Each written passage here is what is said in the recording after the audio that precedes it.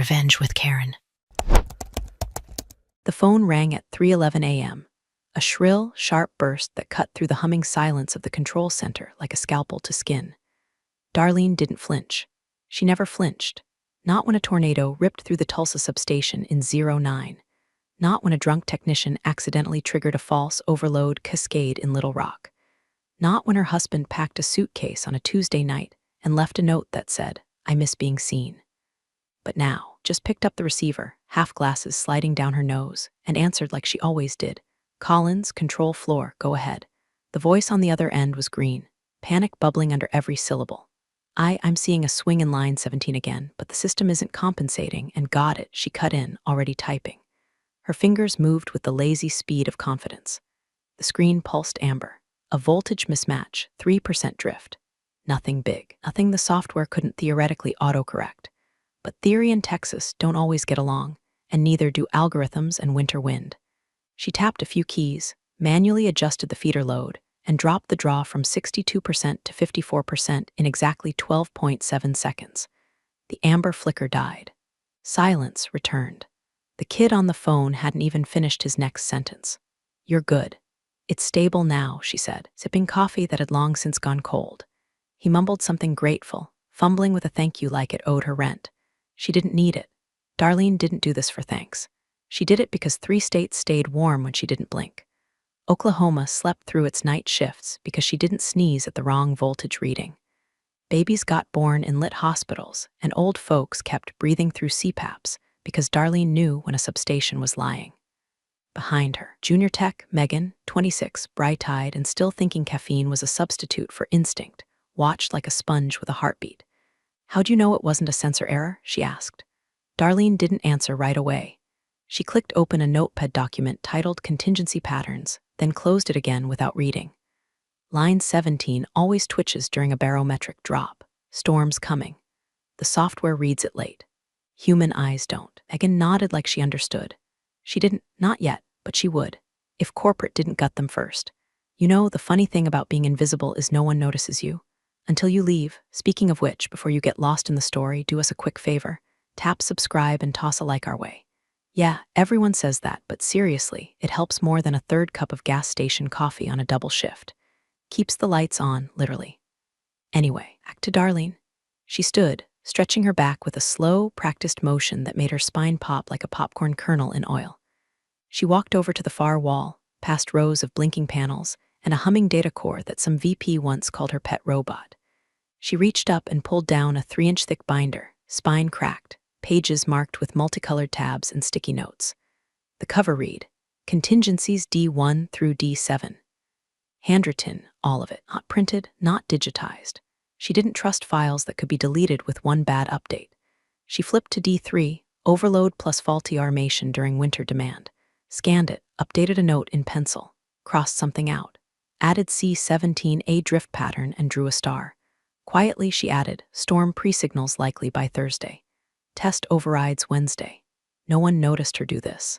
No one ever did. Cameras above the floor hadn't recorded a single facial expression from her in 15 years. The biometric logs only tracked her presence. Not her judgment, not her gut, not her corrections before they became disasters. Megan leaned in again. "You think the new load balancing system's ready for this storm?" Darlene didn't laugh. That wasn't her way. She just slid the binder back into its spot, like a sword into a sheath, and said, "If it is, it won't need me. But if it's not, well, let's hope it is." By 4:07 a.m., she had resolved 5 minor inconsistencies in voltage flow, rerouted 2 relay fails, and corrected a bad sensor calibration from the Fort Smith substation that had been tripping alerts for the past 2 months. She filed the reports herself. Always did. Trusting others to understand the nuance was like handing your brake lines to a toddler with scissors. The next shift rolled in at 6. Arlene nodded to the guy relieving her, Daniels, good man, if a little too married to dashboards, and walked toward the break room. Her coat hung on a hook labeled Legacy Staff. A joke someone from facilities had slapped up with a label maker, not realizing she took it as a badge of honor. She slipped it on. The cold morning wind hit her like a truth she already knew. Things were changing. And not for the better. The screen flickered to life at exactly 10 o'clock a.m. sharp. Company-wide video call. mandatory attendance. The kind of virtual sermon where no one said anything honest, and everyone nodded like bobbleheads trying to keep their jobs. Darlene didn't even try to fake a smile. She sat at the back of the control room, arms crossed, thermos untouched, watching the pixelated face of Bryant Hollister beam in like a used car salesman with too much gel and not enough brains. "Good morning, energy heroes," he chirped, flashing teeth that looked power-washed. "I'm thrilled to lead this region into the modern era of energy delivery and digital transformation." Darlene's eye twitched. He was maybe 35, tops. Hair slicked like he thought the grid respected charisma. His resume read like LinkedIn on Adderall. Consulting firms, some startup that burned $80 million and vanished, and 2 years at corporate HQ where he apparently became an expert on cost-to-value ratio optimization. Translation: he knew how to cut people. She scanned the room. The younger techs were scribbling notes. Megan, poor thing, had even highlighted the word transformation in pink. Bryant kept talking. "This region has a proud legacy, but legacies don't power innovation. Our analysis shows a lopsided compensation curve, too much weight in senior salaries, not enough in growth roles." There it was, the execution wrapped in a TED talk. Darlene didn't blink. "Lean systems outperform sentimental ones," he continued. "We're auditing every six-figure role to ensure it aligns with our forward-facing strategy." Behind him, his virtual background glitched, momentarily showing a Starbucks cup and a crumpled takeout bag. Arlene saw more authenticity in that trash than in the man speaking. She didn't ask questions, didn't type in the chat, just clicked record screen and set her mouse down. Her nails tapped lightly on the desk. 13 taps, habit from her coding days. Muscle memory from when she used to rebuild interface nodes in DOS by candlelight during Hurricane Ike. Bryant wrapped up the call with a quote from Elon Musk. Arlene closed the window like it was a browser tab full of viruses. By lunchtime, he'd materialized in person, strolling through the command floor like he was touring a zoo. Shook a few hands, took selfies with some junior staff, gave Megan a fist bump that left her stunned. In the break room, Darlene sat alone at the end of a table, sipping coffee and annotating her binder. Bryant walked in with an HR rep, Janine, chipper woman with a folder full of NDAs and a nervous smile that said she hadn't slept since college. Bryant popped open a la croix and said to her, just loud enough for Darlene to hear, "You wouldn't believe how many grandma-level folks we've still got pulling six figures in this place." Not for long. Darlene looked up. No expression. No reaction. Just made a small note in the margin of D4, corporate tone escalation, emotional safety degradation likely. He didn't notice her, didn't even glance. Janine laughed too hard, that fake HR laugh, the one you use when your spine is on the line. Darlene stood, dropped her paper cup in the trash, and walked past them without a word. As she exited, her badge failed to open the override room. Twice. She frowned. Used her backup. Still nothing. The console's new biometric upgrade was in place. Glossy black slab with a green LED she didn't trust.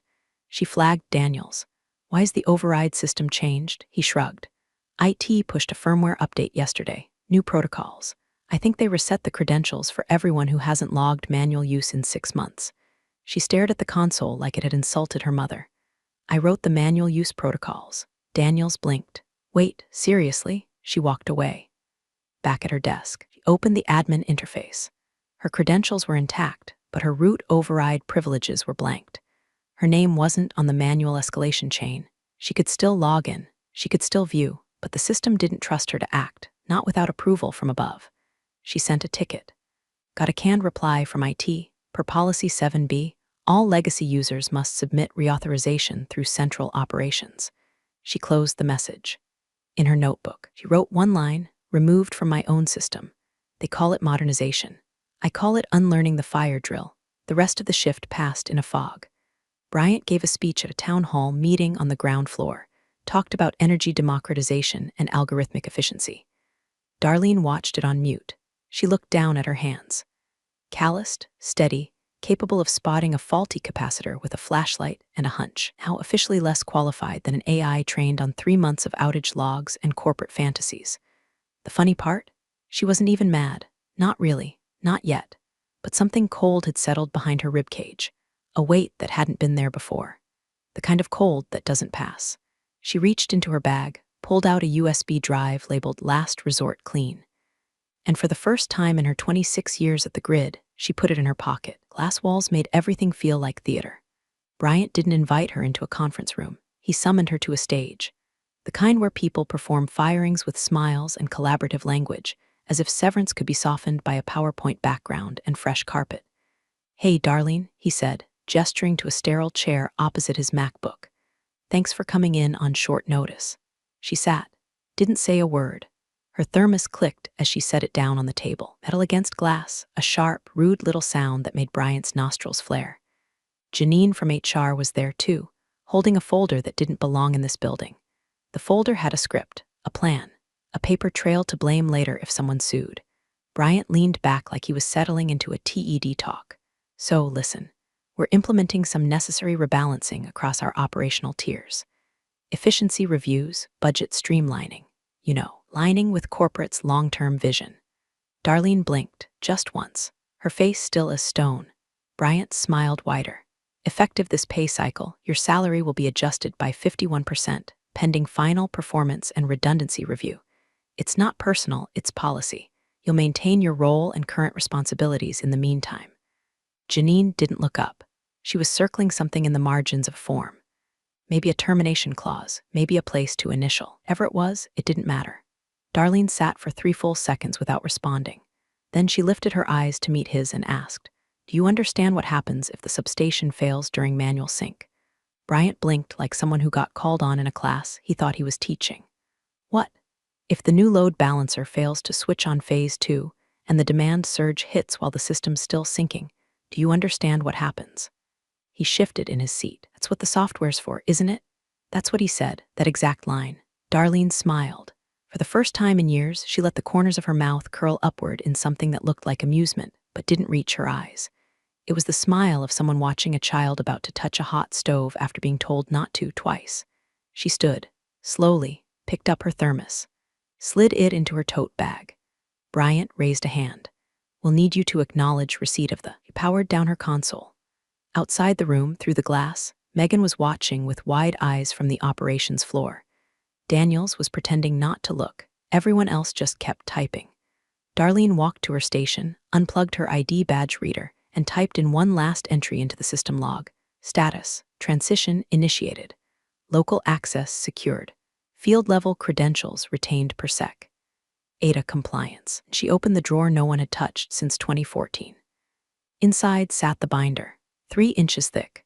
Tabs worn to the color of nicotine stains. Some of the sticky notes had peeled, but the writing held. It smelled like dust, graphite, and truth. She took it out, flipped past D1, D3, D4. Landed on D5. Substation collapse during cold surge manual override procedure when AI lockout detected. She stared at the line she'd written 10 winters ago in red ink. "Do not trust the AI to reroute voltage. Override manually at 74% capacity threshold. Delay equals failure." She slid the binder into her bag without looking up. No one noticed. No cameras blinked. No alarms triggered. The biometric logs didn't care. The system, new and shiny and proud, didn't even register her absence from the escalation chain. She walked to the exit. Bryant followed her halfway, holding his hands out in mock confusion. "Hey, whoa, no need to be dramatic. We're just reviewing. Nothing's decided yet." She didn't stop. He tried again. "You can't just walk out. We need transition documents. And wait, you haven't even signed the adjustment form." She paused at the threshold, turned back to look at him. And in the same flat, quiet tone she used to talk down power surges and rolling brownouts, she said, "You took my judgment out of the loop. Don't be surprised when the loop fails." And then she left. No big speech, no swan song, just footsteps on industrial tile and the soft hiss of the door closing behind her. Back at her now empty station, the screen flickered once, then defaulted to the login screen. The chair still held the shape of her weight. The mug, her grid mom one, sat in the corner of the desk with half an inch of black coffee cold and untouched. Daniels finally said it. Did she just quit? No one answered. On the mainframe, her final script, a simple diagnostic routine she'd created in 2008, ran one last time. It returned a status of manual sync protocol unverified. Recommend review before next storm cycle. The system ignored it. There was no one left authorized to approve that kind of warning. and so it passed into the logs, like a whisper before thunder. The letter wasn't long. 8 lines, single-spaced, Times New Roman, printed on the same gray-white stock the control center used for toner tests and funeral notices. Darlene slid it under HR's office door before sunrise. No fanfare, no subject line. Just her name, a date, and 2 words no one in that building had ever seen her write, effective immediately. By the time the coffee pot finished sputtering its first full brew, she was already gone. The control floor felt wrong without her. Not quiet, there were always hums and beeps and status chimes, but hollow, like a house still holding the heat of a fire that had just burned out. At 9:12 a.m., Bryant strutted through the office in a blazer tight enough to show off his gym subscription and just loose enough to suggest he'd never lifted a toolbox. He clapped Daniels on the back, scanned the room, and said far too loudly, well, no hard feelings. He was retiring soon anyway. Automation's replacing that whole workflow in 6 weeks. Nobody laughed. Daniels didn't even blink. Megan muttered something under her breath that rhymed with prick, then buried herself in the thermal readout logs. Everyone kept typing, but now the keys sounded like rainfall on metal. Darlene's desk was stripped clean. No personal items, no photos, not even her usual thermos ring on the laminate. The whiteboard behind her station, once filled with handwritten voltage predictions and microgrid fallback diagrams, was erased, wiped with the kind of ruthless precision you expect from someone leaving nothing behind. Except one thing. Dead center on the whiteboard, held down with a neon pink magnet, was a sticky note. 3 words, black Sharpie, all caps, run tests before Monday. That was it. No arrow, no signature. Just those 4 inches of fluorescent paper with the weight of a thunderhead. Megan found it at lunch. Is this a joke? She asked aloud. Daniels walked over, read it, then looked toward the grid simulation monitor. Cold front hits Monday. Yeah, but the system passed the load test last week. Daniels didn't respond. He stared at the sticky note like it was written in fire. Bryant overheard and waved it off. She always thought worst case. That note's just parting paranoia. We've already pushed the AI thresholds up. The system adjusts in real time now. He said it like someone who thought thermostats and power distribution were the same thing. In a forgotten corner of the server room, Darlene's contingency script was still present in the job scheduler queue, but it had been disabled by the last patch. Nobody noticed. The log entry read, obsolete manual process flagged for review. She had anticipated that. Back at her house, just a ranch-style place on the edge of Garland with an old generator in the garage she maintained better than the city maintained its roads, Darlene folded her grid ID badge in half. Then again, until it snapped like cheap plastic should. She set the pieces on her kitchen counter next to a note labeled Estate Non-Digital Assets. Then she opened her closet, pulled down a fireproof safe, and unlocked it. Inside, her credentialed tablet, one with root-level access she hadn't used in over a year, and the drive labeled Last Resort Clean. Still sealed, still cold. She set them both on the table, stared at them for a long time. Her phone buzzed. Group chat from the grid crew. Megan had texted, "Did you actually leave? WTF?" Daniels followed up, Bryant spinning it like you were dead weight. Everyone's on edge. She didn't reply. Instead, she picked up the old landline, of those beige plastic phones with a coiled cord and a ring like a war crime, and called the diner down the street. Ordered 2 eggs over medium, wheat toast, and a side of hash browns. The same order she used to place after double shifts. When the waitress asked if she wanted her usual booth, Darlene just said, "No, I'll take it to go." Storm's coming. By the time Friday ended, corporate had deleted her user profile from the grid operations directory. Her override credentials were purged, at least on paper. They never figured out the backdoor she wrote in 06, the one no one ever noticed because it was filed under a deprecated diagnostic routine called Winter Map Legacy Sync. They couldn't delete what they didn't know existed. And still, that sticky note stayed on the board all weekend. Neon pink.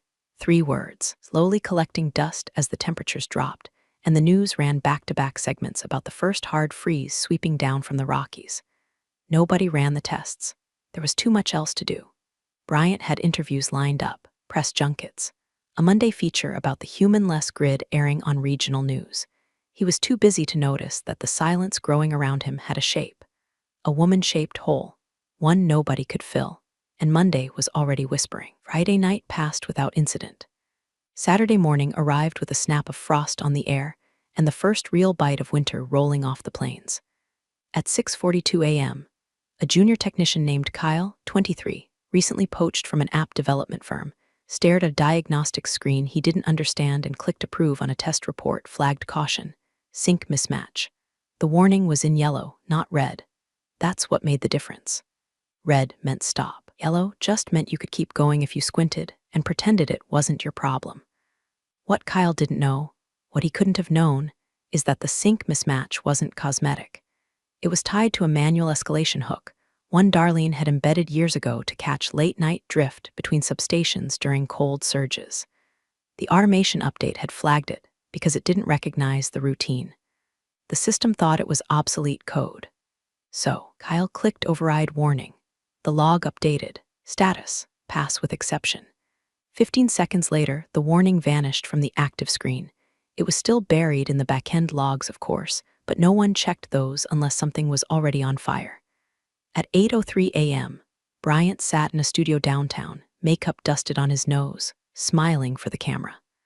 The segment was pre-recorded, part of a new Faces of Energy leadership series, sponsored by a local news affiliate and a corporate partner that used the word synergy like it paid rent. We've modernized our control team, Bryant beamed, streamlined it, removed redundancies. We're embracing innovation over institutional dependency. I believe in our software and our people, and in the future of a frictionless energy experience. The anchor nodded like a dashboard bobblehead. So, no more reliance on, say, long-tenured employees or manual overrides. Bryant chuckled. Let's just say we're no longer running on gut instinct. Darlene watched the interview from a tiny cafe in Greenville, her novel open to chapter 14, but untouched since chapter 11. She had picked a window seat, not for the view, but for the plug socket. Her tablet sat in her tote bag, powered down. Still credentialed, still holding every contingency she'd written in the last 2 decades. She didn't smile, didn't frown either, just watched as Bryant's face flickered on the mounted flat screen behind the counter, glowing like a bad omen reflected in coffee-stained chrome. The TV muted itself when the sports ticker ran across the bottom, and Darlene returned to her book. It was a thriller about a detective who solved murders by noticing the smallest details, coffee cup angles, blink patterns, things like that. Darlene didn't care about the plot. She just liked that someone in the world still noticed things before they exploded. A waitress came by. Need a refill, hon? Darlene nodded. Just decaf. Outside, a truck kicked up a plume of salt from the edge of the road, tires spinning as the wind picked up. The storm was already close. You could feel it in the air, heavy, sharp, full of invisible edges. Back at Grid HQ, Daniels was sweating through a diagnostic rerun. He'd seen Kyle approve that warning, but he didn't say anything at the time. Now it gnawed at him. Something about the sync timing felt off. He tried to pull the backend log, but hit a permissions wall, post-update protocol 9b. Only managerial accounts could access flagged redundancies. Bryant had restricted Daniels' clearance the week prior, said it was to prevent confusion. So Daniels wrote it down in his notebook. Pull full sync log Monday, 7 a.m. Double-check surge thresholds, then underlined it twice. He didn't know that by Monday, those logs would be useless, or that by Monday, 3 states would be running on a razor's edge of demand and untested code. Back in the cafe, Darlene glanced up from her novel again. The TV had cut to weather. Snowstorm advisory, now upgraded to severe across the southern and central plains. Texas, Oklahoma, Arkansas should expect sustained sub-freezing temps beginning Sunday evening, with peak demand expected Monday morning between 4 and 8 a.m. Residents are advised to prepare for outages and stay indoors if possible. The map behind the anchor looked like someone had spilled milk across 3 states and shaded it with blue marker. Substations lit up like bones under an X-ray. Darlene reached into her bag, pulled out a napkin, jotted down 2 words, Monday surge. The waitress returned with her refill. Storm's gonna be nasty, she said. Darlene gave the smallest nod. It always is when folks think they've got it solved. She folded the napkin, slid it into her novel between chapters 11 and 12, and pushed her mug away, untouched. By late afternoon, Bryant was trending on LinkedIn. Corporate had reposted his interview with a caption that read, "Future-driven leadership, inside the grid of tomorrow." Someone in PR had added a sparkle emoji. In the comments, Darlene's old supervisor, retired 5 years ago, posted a single response. Hope tomorrow has backup power. No one at HQ saw it. They were too busy preparing their Monday readiness decks. Meanwhile, Arlene watched the last sliver of sunlight vanish behind a wall of gray clouds rolling in low and heavy over the plains. She didn't reach for her tablet. Not yet. The first flicker hit Amarillo at 7:18 p.m. Saturday night, a blink. Half a second of hesitation in the grid. Most folks didn't notice. It was the kind of dip you'd blame on an old light bulb or a loose plug. But the systems noticed. Deep in the code, buried under automation layers Bryant never bothered to read, the mainframe spat out a single word: drift. The automation kicked in, just like it was trained to. It did what the algorithms told it, redirected load from substation 12A to 14C, attempted to buffer the strain using standard winter surge protocols. But something didn't align. The new AI optimizer, pushed live last week, hadn't synced with the legacy fallback triggers. Instead of staggering the reroute across 3 lines, it shoved it all down one. By 7:26, a second substation hiccuped. This one near Panhandle. A few HVACs stuttered. Traffic lights twitched. A municipal pump tripped offline and reset. Still nothing major. Still not enough for any of the new hires to panic. At 7:31, the systems registered a cascading delay in load verification. The automation should have slowed the draw. The AI interpreted the delay as a sensor error and ignored it. No one called it in. Until 7:44. Megan, tired, eyes strained, holding a paper cup of vending machine coffee with hands that wouldn't stop shaking, watched as another alert flashed red. She didn't wait this time. She ran straight to the diagnostics terminal and did the thing Darlene had taught her on her 3rd day: trust the surge. Question the comm. Screen lit up with mismatches across 4 substations. She grabbed the emergency line handset and dialed the override dispatch. It rang 4 times.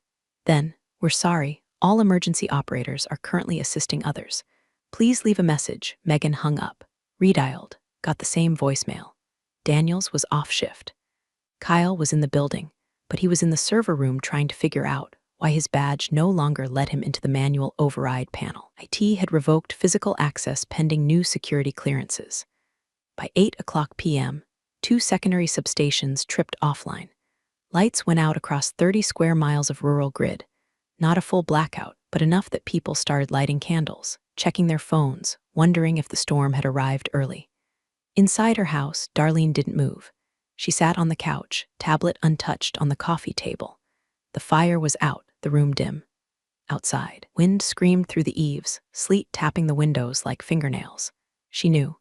She had known the moment the first flicker hit. Not because she was watching the data feed, she wasn't.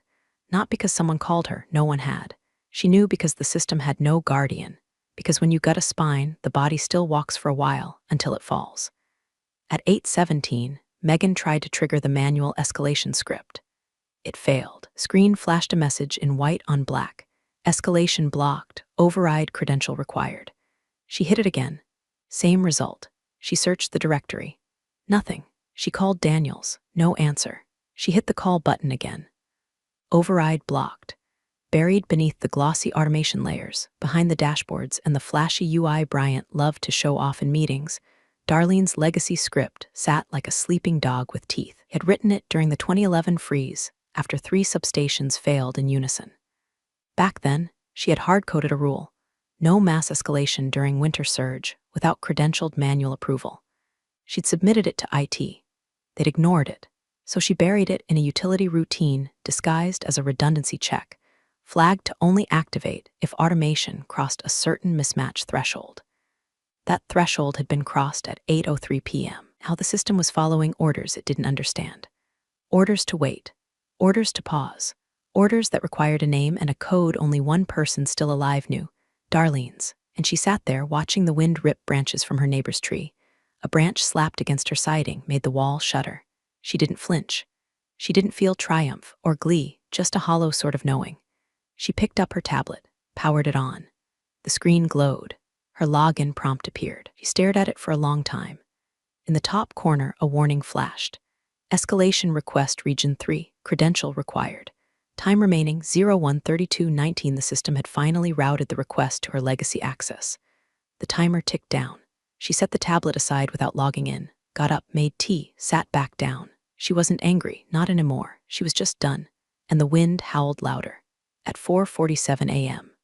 Sunday morning, Amarillo went dark. Not a flicker, not a surge. A full, dead black. 3 seconds later, Wichita Falls followed. Then Tulsa. Then Hot Springs. Then Texarkana tripped like a falling domino, taking every smaller substation tethered to it down with it.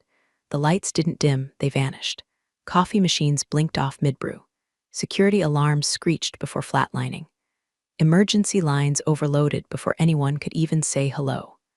Within 4 minutes, 17 hospitals across 3 states switched to backup generators. 7 of those failed within the hour, old diesel systems choked by cold and disuse. 2 NICU had to be evacuated. 1 failed mid-procedure. A father in Bentonville sat in a silent waiting room while the surgical light over his wife flickered and died. No one told him what it meant. Traffic systems buckled. Without power, grid that kept lights staggered, and intersections orderly turned into a haunted maze of frozen intersections. At 5:03 a.m., an ambulance clipped a truck in Oklahoma City trying to navigate an unlit interchange. The EMT driving had been working 13 hours. He hadn't seen the stoplight was already out. And in the middle of it, back at HQ, Bryant stood in the command floor like a prophet whose God had stopped returning calls. His hair was messy. I loosened. The jacket was gone. A ring of sweat clung to his underarms like bruises. He was red in the face and holding a phone to each ear, one on speaker, one pressed tight. "Fix it," he screamed at the IT director over the line. "Fix the system. Reboot the automation. Run the patch again. I don't care how." A tinny voice responded, "Sir, we can't. The system's in credential-locked escalation. It's requesting override authorization from a flagged root user. Protocol doesn't allow rerouting without." Bryant slammed his palm against the desk. "Then change the protocol." "Sir," the voice paused. "That user is D. Collins." Silence. Bryant looked up at Daniels, who had just arrived, jacket still half on, cheeks wind-burned from the run across the parking lot. "D. Collins," Bryant repeated. "She's retired." Daniels nodded, slowly. "Yeah. And she's the only one who ever updated the escalation logic, built the fallback routines. She hardwired the override credential." Another voice came in from IT. "We can't even see the script. It's legacy. Handwritten, not documented in the last patch cycle. The system's treating it like law. Can you trace it?" "We did. It's pinging her credentialed device. A tablet, probably, but it's offline." Bryant's face drained of color. "Call her. Email. Knock on her door. I don't care. Get her to log in." "She doesn't answer," Daniels muttered. "Hasn't since Friday." Bryant picked up the landline and dialed her number with the desperation of a man who just realized his parachute was packed with paper towels. Voicemail. He tried her email. It bounced. He called someone from corporate, started yelling about NDAs and lawsuits, and who was supposed to control failovers. Nobody answered with anything useful.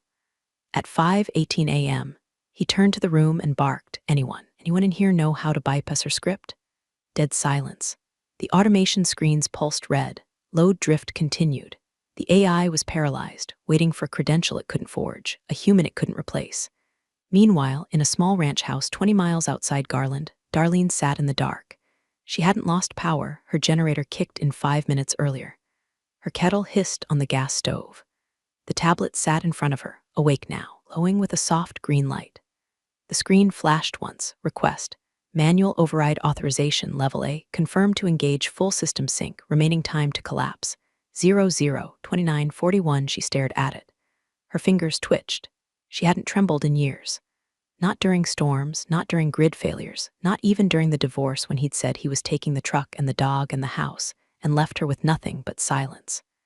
But now, hands shook. Not because she was scared, because she knew the weight of what came next. To log in meant saving them. To log in meant letting Bryant win. To log in meant patching a wound caused by arrogance so deep it would fester again the moment the lights came back on. So she didn't. She pushed the tablet aside. Got up. Poured tea into a cracked ceramic mug that said Watt Warrior in faded red letters. Sat back down, wrapped both hands around it like it held something more sacred than warmth. Outside, the storm had begun in earnest. Wind gusts like freight trains, branches snapping. Somewhere down the block, a transformer burst in a crack of blue lightning. Darlene didn't flinch. She watched the countdown tick in the corner of the screen. 00:27:53. No one had asked her to stay. No one had believed she was still necessary. Now, we're learning what absence really meant. And still, she didn't reach for the tablet. By 6:07 a.m., the blackout had a name, the Cascade. By 6:13, it had a trending hashtag, #Gridgen.